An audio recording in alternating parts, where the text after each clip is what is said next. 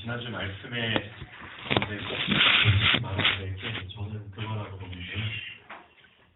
우리 자신이 원래 어떤 존재였냐, 이걸 절대 놓치면 안 될 것 같습니다.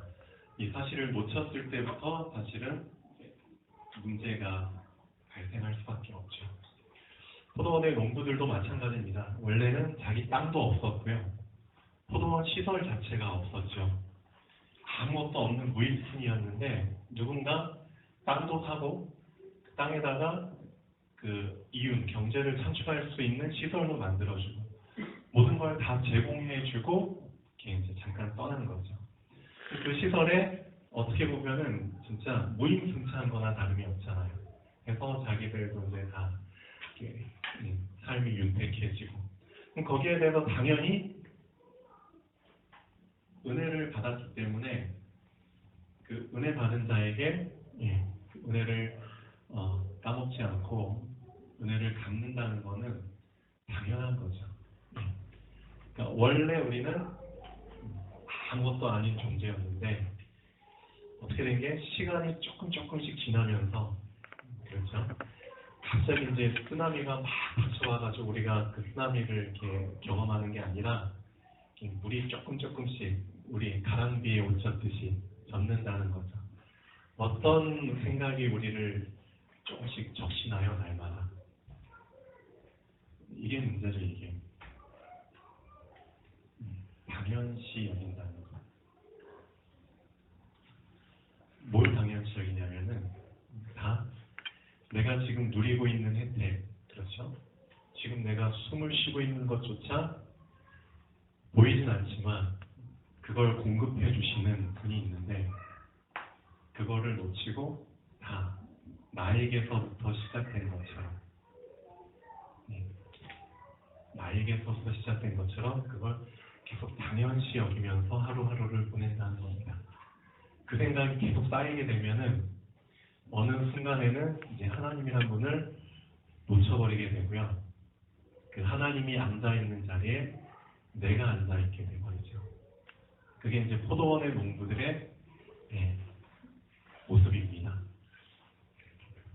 그래서 우리 또 포도원의 농부들과 같은 우를 범하지 않으려면은 사실상 지금 우리 많은 교회 다니는 분들 중에 자기 중심적인 신앙생활 하는 사람들이 꽤 많습니다. 그분들은 다 이걸 놓쳤다는 거죠. 내가 원래 어떤 존재였는지. 그래서 하나님을 시원케 하고 하나님을 기쁘게 하는 자들은 사실상 우리가 몸으로만 하나님께 헌신하고 열심히 하고 그런 사람들도 필요하지만 진짜 하나님을 기쁘시게 할 수 있는 자는 제가 볼 때는 내가 원래 근본이 어떤 자였는가를 항상 놓치지 않고 그 사실을 붙잡고 하루를 시작할 때 하나님의 하나님 되심을 인정하고 그 하나님으로 인해서 내가 존재한다는 사실을 인정하고 하루를 시작한 자를 하나님은 기뻐하실 것 같습니다. 맞나요? 그래서 은혜를 항상 놓치지 않는 자, 그리고 모든 일에 은혜를 결부시켜서 생각하는 자, 그 안에서 하나님의 은혜 속에 감추어진 계획을 붙잡는 자, 그 사람이 하나님의 은혜를 헛되이 하지 않겠죠. 그래서 하나님을 기쁘시게 하는 자들은 그 사람들 나름대로의 은혜를 지킬 수 있는 방법을 갖고 있다고 지난주에 말씀드렸습니다. 자기만의 방법. 하나님이 큰 예로를 들어서 설명해 주신 게 신명기 말씀이잖아요. 신명기 몇 장이었죠? 6장 4절에서부터 9절. 하나님을 정말 사랑해라. 억지로 사랑하는 게 아니라 사랑할 수밖에 없는 이유를 알지 않느냐. 그렇죠. 너를 지으신 분 아니냐.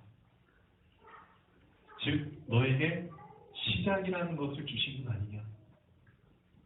그분이 날 지으시지 않았다면 난 시작이라는 것 자체가 없는 존재 아니에요. 나에게 존재하지도 않고 의미조차도 없는 그런 거 아니냐. 하나님이 나에게 의미를 부여하시고 나라는 한 사람을 위해서 그분의 귀중한 시간을 할애하신 게 아니냐. 그렇죠? 맞죠? 예를 들면 우리 정준교 성도님을 영세 전에, 창세 전에, 쉽게 말하면 영원 오랜 시간 전에. 근데 영세전이라는 말을 가지고도 좀 의견이 분분한 것 같아요. 영세전이 무슨 뜻이냐 봐요. 예. 그 창세전과 영세전이라는 단어가 좀 이렇게 중복돼서 막 쓰이기도 하는데요. 제가 좀 사전이나 그런 부분을 좀 많이 찾아봤습니다.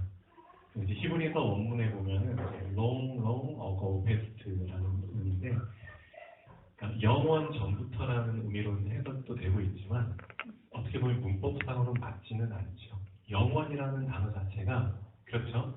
계속 존재한다는 거기 때문에 영원 전이라는 의미 자체가 어떻게 보면 틀린 말이기도 하죠. 근데 어찌됐든 하나님이 이 세상을 만들기 전에, 근데 한술 더 떠서 영적 세계도 만들기 전에, 어떻게 보면 이 세상 만들기 전에는 영적 세계가 존재하고 있었는데요. 천사들도 있고 뭐 사단도 있고 천국도 있고, 근데 그것보다 훨씬 더 전에, 어떻게 보면 천사도 만들기 전에, 그럼 오로지 누구만 존재하던 시대였죠? 하나님 한 분만 존재하던 그때에 정준교라는 성도님을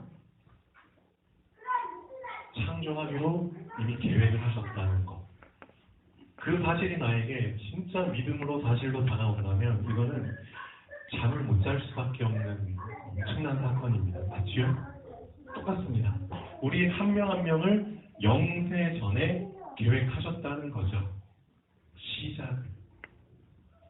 시작이라는 축복을 주신 겁니다. 생명이라는 축복. 그것만으로도 하나님의 사랑이 느껴지지 않나요? 근데 거기에 한술 더 떠서 생명을 주시고 어떻게? 구원까지 주셨다는 거죠. 구원에 담긴 의미는 뭐죠? 시작은 됐는데 끝까지 같이 가겠다는 뜻이 들어있습니다. 저 속에. 맞죠? 즉 하나님의 이름 속에 나를 집어넣으신 겁니다. 나는 알파와 오메가. 나는 시작이고 나중이다. 나는 처음과 끝이다. 처음에 내가 그렇죠.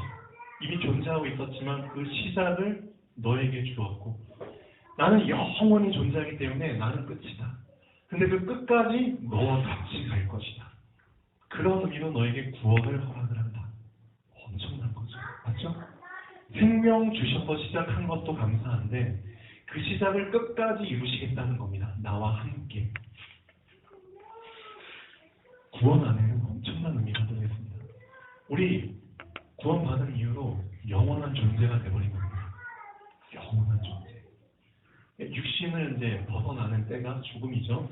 근데 죽음을 벗어나면은 진짜 영원한 존재로 하나님이 영원하신 것처럼 끝까지 그냥 같이 가는 겁니다. 이것만으로도 하나님의 사랑이 느껴지지 않습니까? 그 하나님의 이름 속에 나를 집어넣어 주신 겁니다. 알파와 오메가라는 엄청난 이름 속에. 그렇죠?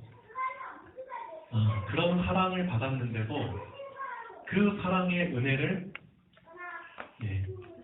놓쳐버린다는 게 참 어떻게 보면 말도 안 되는 일이죠. 말도 안 돼요. 그래서 저도 이제 지난 일주일 동안 지내면서 똑같이 계속 하루의 시작을 찬물로 시작합니다. 찬물로 또 시작을 했고요. 진짜 춥더라고요, 지난주. 그래서 이제 하나님께 기도를 하죠. 하나님, 제가 참 찬물로 다시 또 샤워를 합니다. 맘만 먹으면은 진짜 보일러 틀고 뜨거운 물 나올 때까지 한 몇 분 기다렸다가 샤워할 수도 있지만 제 자신을 다시 추스리고 하나님의 은혜를 다시 놓치지 않기 위해서 제 몸에 새기기 위해서 다시 찬물로 샤워를 합니다. 저에게 은혜를 주셔서 이렇게 따뜻한 환경 속에서 있을 수 있도록 저를 인도해 주셨습니다. 얼마나 감사한지요. 그리고 지금도 좋지만 이 혜택을 누리지 못하는 많은 사람들이 추위 속에 떨고 있습니다. 더 나아가서는 아무 죄도 없이, 그렇죠? 단지 열악한 분쟁 그런 나라에 태어났다는 이유로 꽃도 피워보지 못하고 학살당한 그런 아이들, 그런 사람들이 수없이 많이 있습니다. 그런 사람들을 잊지 않게 해주시고 하나님의 지금도 관심은 그분들, 그 사람들한테 있다는 것을 잊지 않게 해주시옵소서. 그런 기도로 하루를 시작을 합니다. 자, 저는 저 나름대로 은혜를 놓치지 않기를 원하고 있고요. 항상 은혜를 붙잡고 하나님이 하나님 되신, 그리고 내가 어떤 존재였는가를, 그런 중심을 가지고 하루를 산다면 부족하지만 내가 하나님은 나를 보실 때만큼은 그래도 좀 답답하거나 좀 짜증나거나 화가 나거나 하진 않으시겠죠. 그리고 하나님도 누군가를 보시면서 좀 시원함을 느껴야 되지 않을까 싶습니다. 그런 사람들이 되면 좋겠습니다. 우리 목사님께서 기도하실 때 꼭 이 기도를 먼저 하시잖아요. 우리를 구원해 주신 것만으로도 참 감사합니다. 근데 제가 이런 생각을 해봅니다. 아마도 목사님도 나름대로 본인의 은혜를, 그렇죠? 그것을 붙잡게 하기 위한 나름대로의 방법이 아닐까 싶기도 합니다. 기도할 때마다 그 근본을 놓치지 않기 위해. 그렇죠? 저도 이제 기도할 때마다 이런 멘트를 꼭 넣죠. 모든 것이 하나님의 은혜입니다. 간단한 기도 같지만 근본을 놓치지 않기 위한 기도. 여러분들도 아마 그런 부분들이 다 있으시겠죠. 나만의 방법들. 없으시다면 그걸 정말 만들어 보시는 게 좀 좋을 것 같습니다. 나만의 은혜를 놓치지 않는. 그래서 지난주에 말씀은 그랬고요. 오늘은 이제 좀 약간 깊은 부분을 좀 말씀을 나눠야 될 것 같습니다.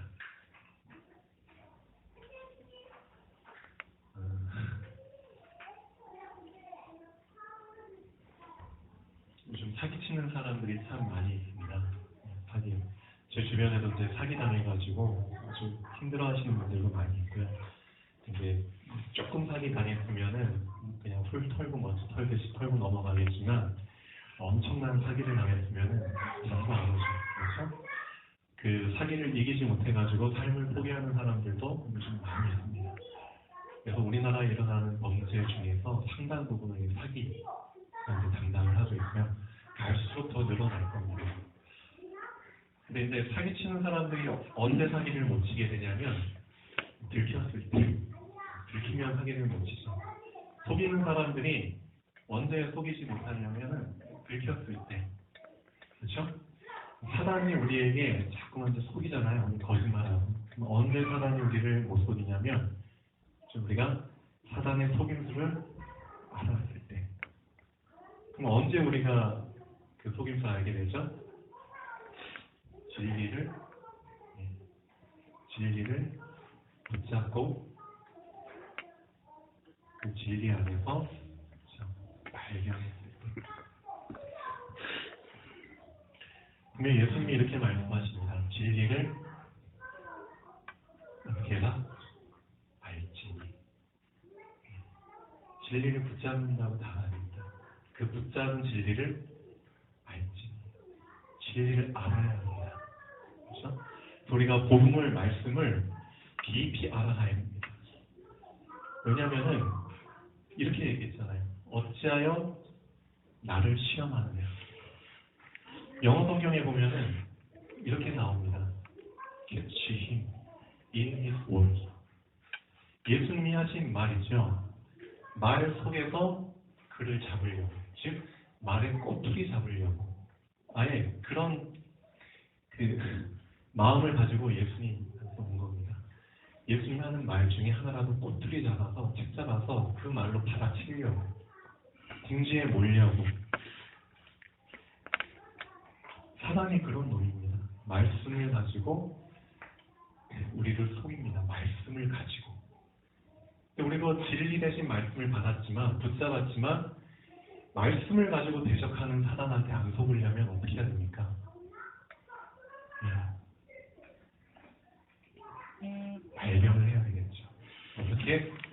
지난주에 말씀드린 것처럼 깊게, 길게, 높게, 그 다음에 넓게, 그렇죠. 더 깊이. 우리 준영이 어머님이 오늘 모처럼 오셨는데요. 우리 준영이가 요즘 좀 힘든 시기를 보내고 있죠. 근데 저는 참 감사하게 생각합니다. 그리고 준영이 통해서 우리한테 주시는 메시지가 상당히 깊은 게 있습니다. 제가 그 부분을 좀 먼저 말씀을 드리겠습니다. 준영이가 자신의 연약함을 주변 사람들한테, 특히 이제 우리 부모님께는 참 많이 호소를 했을 겁니다.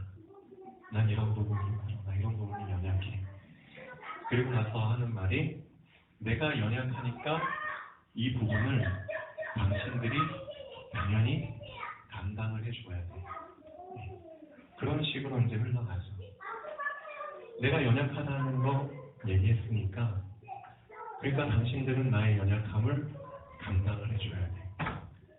안 해주면은 내가 잘못된 게 아니라 당신들이 잘못된 거야. 어떻게 보면 그런 논리로 이제 자꾸 흘러가고 있죠. 근데 부모된 입장에서는 당연히 자녀가 연약하니까 받아줄 수밖에 없죠. 근데 이 안에서 사실상 사단이 준영이를 엄청 고담수로 속이고 있다는 것을 알아야 됩니다. 그리고 그 부분에 우리가 속아서 넘어가면 안 됩니다. 하나님이 우리에게 연약함을 주신 목적은 그 연약함을 통해서 주님의 은혜 속으로 더 깊이 들어가라고 연약함을 주신 것이지, 그 연약함으로 오히려 사람들한테 그 연약함을 어필해가지고 사람들을 이용해 먹으려고 주신 게 절대 아닙니다. 근데 어떻게 된 게 자꾸만 사단이란 놈이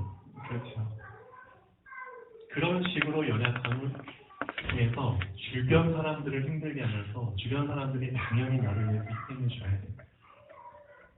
그러니까 사람들 위에 군림하려고 한다는 거죠. 쉽게 말하면은 그게 바로 안 좋은 동기가 들어있기 때문입니다. 결국은 어찌하여 나를 시험하느냐, 똑같은 거죠.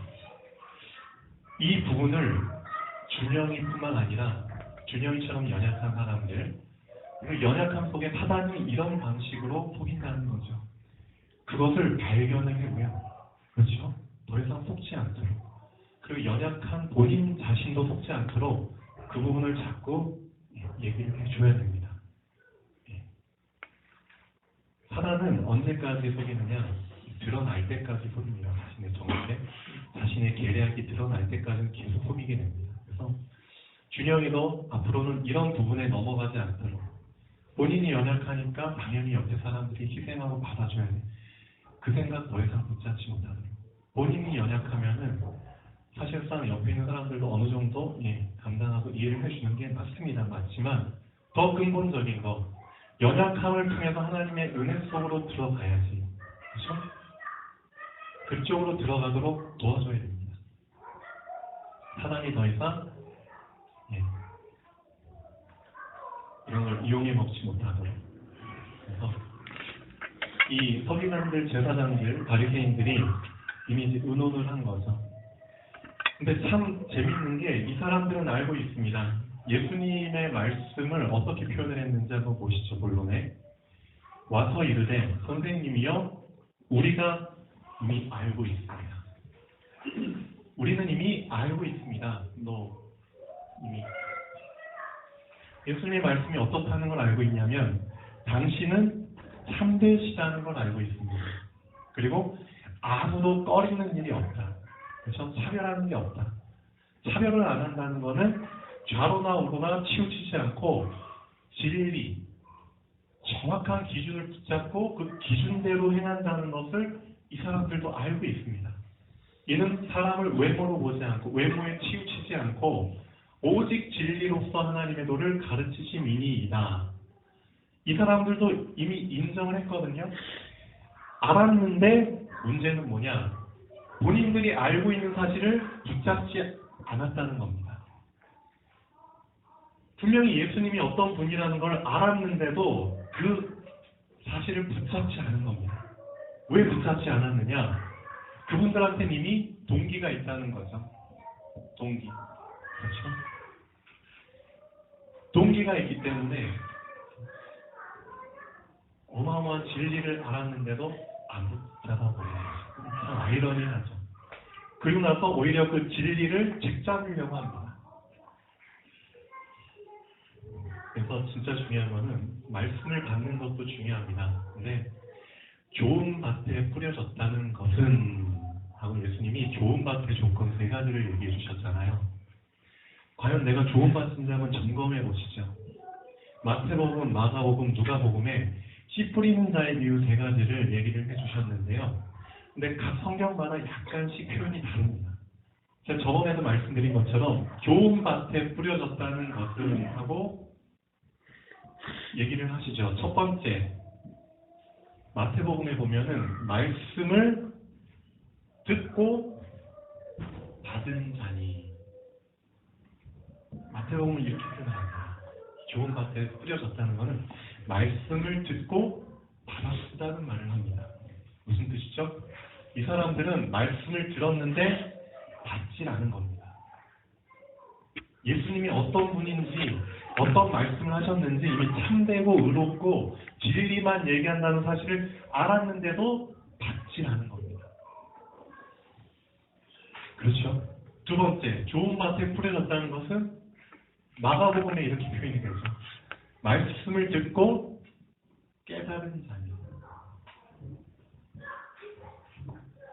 근데 문제는 뭐냐면은 나에게 있는 이 동기라는 거, 내 중심적인 그게 해결되지 않으면 깨닫긴 깨닫는데 자기 중심적으로 깨닫는다는 거죠. 그게 문제입니다. 그래서 말씀을 듣기 전에 이미 먼저 해결해야 될 거는 나 자신을 먼저 점검을 해야 된다는 겁니다. 나 자신을. 그래서 계속 근본을 붙잡으라고 얘기를 하는 겁니다. 이 근본을 놓쳐버린 상태에서 말씀을 듣게 되면 어떻게 되죠? 내가 자꾸만 드러나고 내가 자꾸만 부각이 됩니다. 하나님이라는 분은 자꾸만 희미해지고요. 어느샌가는 없어져 버립니다. 그런 상태에서 말씀을 들어본들 그 말씀을 내가 이용해 먹으려고만 하고 자꾸만 예수님을 시험하려고만 하죠. 말씀을. 그 부분을 알려주라는 겁니다. 먼저 우리가 속지 말고. 세 번째, 좋은 밭에 뿌려졌다는 것은 근데 누가복음은 참 재밌게 표현하죠. 말씀을 듣고 착하고 좋은 마음으로 착하고 좋은 마음 무슨 뜻이죠? 동기 없이 말씀을 받아 인내로서 결실을 하는 자니 이런 표현을 합니다.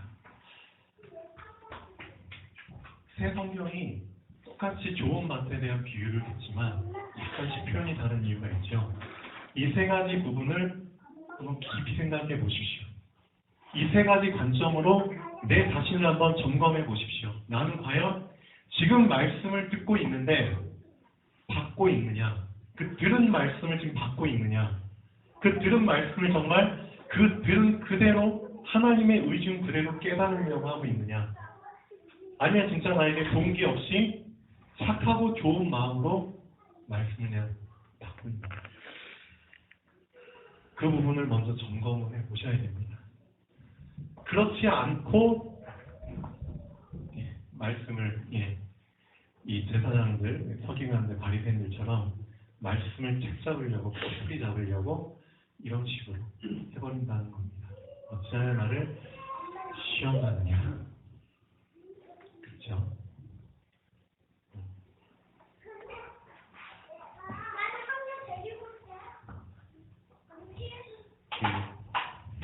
네, 이런 부분도 좀 알고 계셔야 됩니다. 시간표에 관련된 얘기를 좀 말씀을 드릴 텐데요. 우리 주아, 제가 이제 주아를 볼 때 참 재밌는 게, 얘가 아주 어리기 때문에 당연할 수밖에 없는데도 참 재밌더라고요. 주아가 초등학교 1학년 딱 들어가고 나서 학교에 숙제를 내주잖아요. 근데 숙제를 이제 본인이 혼자 힘으로 할 수 없으니까 엄마가 아빠한테 학교에서 이런 숙제 적힌 종이를 보여줘요. 근데 그 1학년 때부터 한 3학년 될 때까지인가? 그때까지는 꼭 숙제 적힌 그대로 해가야 돼요. 적힌 그대로. 만약에 무슨 색깔 칠해오라 하면은 이제 집에 그런 색연필이 없었어요. 그러면은 본인은 죽어도 안 된다는 거야. 꼭 이 색깔로 칠해야 돼. 꼭 이 색깔로. 예를 들면. 그럼 몇 장으로 해야 하면은 꼭 이 장수에 맞게 해가야 돼. 예를 들면. 선생님이 꼭 그렇게 해야 된다고. 그러니까 무조건 자기 막무가내. 근데 우리 어른들이 볼 때는 굳이 이 색깔로 안 해도 돼. 굳이 뭐 장소 안 맞춰도 돼. 좀 넘어도 돼. 예를 들면. 꼭 이 형식 틀에 맞춰서 안 해가도 돼라고 계속 얘기를 해준대도 주아는 막무가내입니다. 아니야. 꼭 이렇게 해야 돼. 꼭. 그게 어린아이라는 거죠. 그러니까 고지식할 수밖에 없습니다. 선생님이 그만큼 크게 보이고 그렇죠? 마치 내가 이걸 제대로 이렇게 그대로 안 해가면 뭔가 큰 일이 벌어질 것처럼. 근데 지금 4학년이 됐거든요. 제가 또 가끔씩 주아 숙제를 도와줍니다. 근데 요즘은 주아 반응이 어떠냐면은 이 색깔 없어? 뭐 그래 그럼 어쩔 수 없지 뭐. 그래요. 그러니까 본인도 이제 알게 됐다는 겁니다. 내가 굳이 꼭 이 틀에 맞춰서 안 해도 된다는 걸 알고 있습니다. 그리고 요즘 어떤 애는 숙제도 안 해갑니다. 예전에 안 해가면 죽을 것처럼 했는데 요즘은 안 해가도 되고요. 요즘 뭐 핑계내기면 학교도 빠지는 거예요. 그 정도로 됐습니다. 예. 근데 제가 이걸 말씀드리는 이유가 있습니다. 어제 우리 목사님하고 그 윤승섭 집사님이 이제 오랜 시간 말씀을 하셨잖아요. 제가 이제 잠깐 저 방에서 지하에 충룡이가 만들어진 2층 침대 거기서 이제 루비냐와 같이 자다가 잠결에 이제 좀 깨가지고 계속 얘기를 하시는데 좀 잘 들리진 않았지만 그래도 좀 한번 들어봤습니다. 이제 두 분이 말씀하시는데 이런 생각이 좀 들어요. 저도 이제 예전에 윤승섭 집사님하고 얘기를 할 때 좀 이제 답답한 분이 없다면 거짓말이죠. 목사님도 참 좀 답답하시겠구나. 그러니까 본인들의 생각 차이가 입장 차이가 너무 크다는 거죠. 그 큰 거를 이제 그래도 많이 좀 좁히고 대화를 좀 마무리하신 것 같긴 한데요. 제가 이제 그런 상황이 올 때 저도 그런 상황을 경험을 했는데 그럴 때 이런 생각을 합니다. 주화를 좀 많이 생각을 해봅니다. 어린 나이 때는 그렇죠. 훈련이라는 시간표 속에 있을 수밖에 없습니다. 훈련. 예. 그걸 아셔야 됩니다. 남자분들이 이제 군대 가보셨잖아요. 군대 가면은 처음부터 딱 훈련소 들어가자마자 자기 사이즈에 맞는, 자기한테 딱 맞는 옷과 물품을 지급을 안 해줍니다. 그냥 저도 딱 가서 놀란 게, 근데 다 이제 자기 옷들 이제 다 싸가지고 집으로 보내잖아요. 보내면 이제 훈련소에서 저는 이제 4주 훈련을 받았는데, 입을 옷을 지급을 해준대요.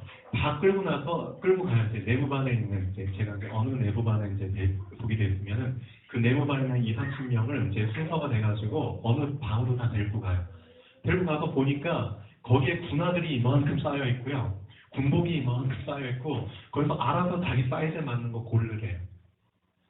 내 사이즈에 맞는 거 없으면은, 그렇죠. 큰 거 골라야 되고, 신발도 내 사이즈에 맞는 거 없으면 그냥 아무거나 신어야 됩니다.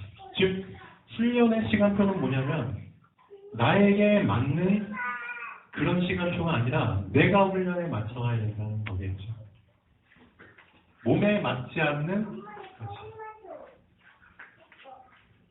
그것을 통해서 내가 이제 조금씩 적응을 해가는 시간표입니다. 예를 들면, 주화도 마찬가지죠. 학교에서 요구하는 대로 그냥 무조건 해가야 돼. 그게 자기에게는 진리입니다. 그걸 붙잡는 게 자기에게 진리입니다. 어떻게 보면 되게 고지식한 시간표라는 거죠. 제가 이제 고지식한이라는 단어를 좀 많이 쓰는데요. 그럴 수밖에 없는 시간표입니다. 어떤 사람이랑 대화하다 보면 진짜 저 사람 되게 답답해. 꽉 막힌 것 같아. 좀 융통성이 없어. 되게 고지식하다. 그냥 단어 하나하나에 목숨을 걸어요. 그런 표현이 많이 느껴져요. 예를 들면 어제도 강단 메시지라는 거에 대해서 되게 좀 논쟁을 하신 것 같아요. 그래서 강단 메시지 안 붙잡으면 큰일 나는 것처럼. 근데 저는 그렇게 생각 안 한 지 오래됐습니다. 여러분들이 이제 뭐 저를 통해서 또는 목사님이나 또는 수요일 때 또 다 여기 서시잖아요. 금요일 때도 서고. 여러분들 다 메시지를 전하는 메신저들입니다. 그렇죠? 중요한 거는 그거죠. 이런 말씀 하나하나를 가지고 거기에 목숨 걸지 말고요. 단어 하나하나를 가지고 목숨 걸지 말고 말씀이 나오는 분한테 목숨을 걸어야 됩니다. 맞죠?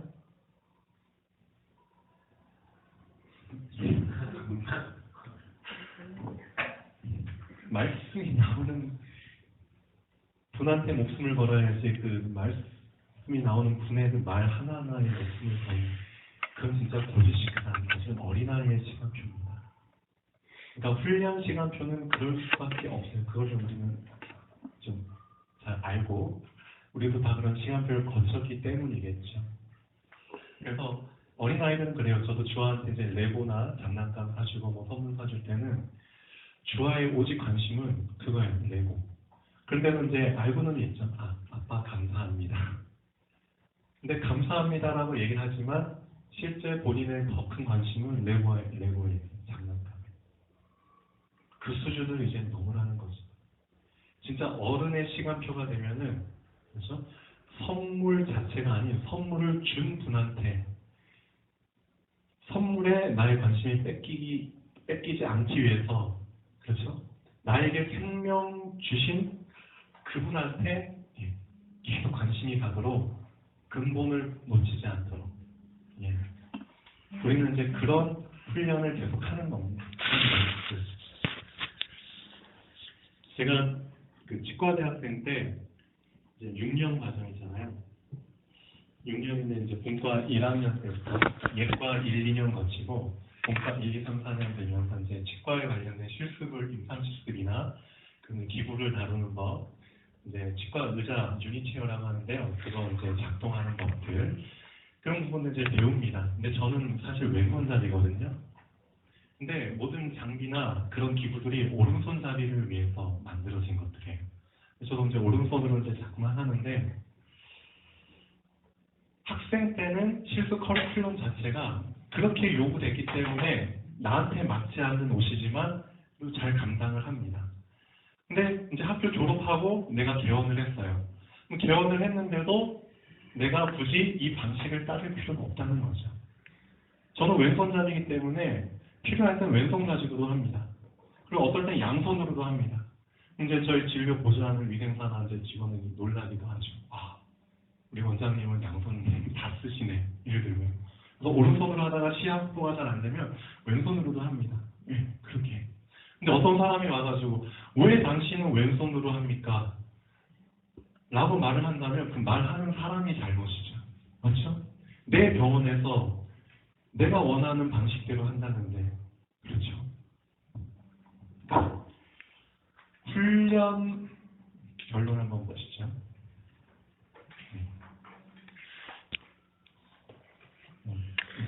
서론 보시죠. 서론 5번 보시면 훈련의 시간표를 뛰어넘게 되면은 나만의 시간표가 온다는 거죠. 그래서 나만의 시간표를 거치고 있는 사람이 훈련의 시간표를 거치고 있는 사람과 대화를 하게 되면은 잘 안 통할 수 있습니다. 좀 공통점이. 근데 이제 제가 볼 때 이제 우리 목사님이나 여기 있는 우리 전도자분들은 자기한테 맞는 옷을 이미 입으시고 그렇죠. 아주 편안하게 자연스럽게 하고 계세요. 근데 이제 뭔가 아직 그 기존의 틀 그거를 꼭 지켜야지만 그게 정석이야라고 그 생각 틀 속에 있는 사람들은 그게 잘 용납이 안 되죠. 그런 부분들이 사실은 없지 않아 있습니다. 어제 좀 많이 답답하셨겠구나라는 생각을 좀 하는데요. 앞으로 그런 분들도 많이 만날 수 있겠죠. 그럼 결론 한번 보시죠. 결론 보시면은 분명히 하나님이 우리한테 깨달음을 주시는데 중요한 건 그겁니다. 깨달음이라는 것도 무게가 있다는 거죠. 왕이 되려는 자, 왕관의 무게를 견뎌라라는 말이 있는 것처럼 하나님이 우리한테 주신 깨달음 중에 진짜 무거운 깨달음이 있고요. 가벼운 깨달음이 있습니다. 그 깨달음이 무겁다는 건 무슨 뜻이죠? 그만큼 그 깨달음을 감당하려면 감당할 만한 힘이 있어야 된다는 겁니다. 그렇죠? 그래서 인내로서 인내한다는 거는 그걸 감당한다는 뜻이죠. 하루하루. 만약에 이 깨달음을 감당할 힘이 없다면 사실 그 깨달음은 아직 내 것이 아니죠. 깨달음의 무게를 감당할 만한 힘이 있어야지 그 깨달음을 소유할 수 있고요. 그 깨달음의 깊이를 계속 유지한 상태로 하루하루를 이제 감당하면서 살 수 있게 됩니다. 저는 그런 부분들을 사실은 보고 싶습니다. 여러분들한테. 여러분들한테 참 많은 깨달음들을 하나님 주시는 걸 알고 있거든요. 근데 그 깨달음의 무게를 잘 감당을 못하시는 모습도 좀 보여요. 그래서 그 무게를 감당할 만한 힘이 있으면 좋겠구나라는, 그래서 자기 나름대로의 힘을 키울 수 있는 그런 것들도 좀 발견해 나가면 좋겠습니다. 왜 제가 이런 생각을 했냐면 저번 주에 죄에 대한 부분을 말씀을 드렸잖아요. 하나님께 죄사함을 구하기 전에 먼저 누군가 나에게 죄를 지었다면 그 사람을 먼저 용서해라. 그리고 나서 하나님께 죄사함을 구하는 게 먼저다. 네가 남의 죄도 용서 안 했는데 왜 하나님이 너 죄를 용서해 주셔야 되냐? 라고 예수님이 반문을 하십니다. 그래서 예수님께서 초창기에 그 말씀하시고 십자가에 못 박히시기 전날 제자들한테 직접 실행으로 옮겨서 보여주시죠. 내가 너희들의 발을 닦아줬는데 중요한 건 뭐다? 너희도 서로 너희 발을 서로 닦아줘라. 즉 서로 너희의 죄를 용서해주라. 아주 중요한 의미가 들어있죠. 서로 용서해주라. 서로. 그런 의미가 들어있는데요. 죄를 지었다는 건 무슨 뜻입니까? 예를 들면 나의 연약함으로 인해서 그렇죠. 남에게 할 말 못할 말을 할 수도 있고요. 남에게 상처를 줄 수도 있고요. 악한 행동을, 남의 불의한 행동을 줄 수도 있고요. 그렇죠. 참 여러 가지가 많이 있겠죠. 근데 그런 모습을 보였을 때 사람의 방법은 그거죠. 내가 그대로 받았으니까 그대로 너한테 갚아줄게. 너가 나한테 악한 방법을 했으니까 나도 악으로 널 갚아줄게. 그게 사람의 방법입니다. 지난주에도 참 우리 사이에 많은 좀 의견 다툼이나 맞지 않는 부분들이 있었죠. 근데 그런 부분들을 제가 옆에서 지켜보면서 과연 내가 억울함을 당하거나 힘든 상황을 상대방을 통해서 당했을 때 과연 저 사람은 어떻게 반응을 하는가, 그런 부분들을 좀 봅니다.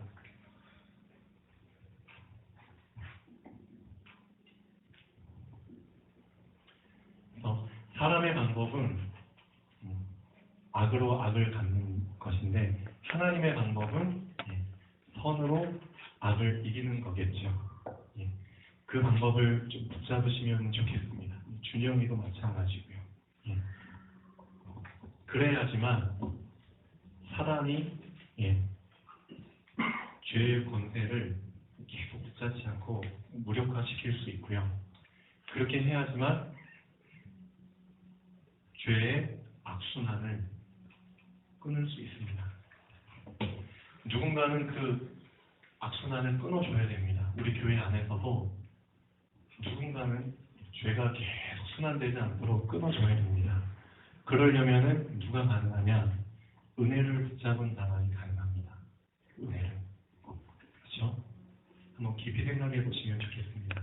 은혜를 붙잡은 자가 죄의 악순환을 끊을 수 있습니다.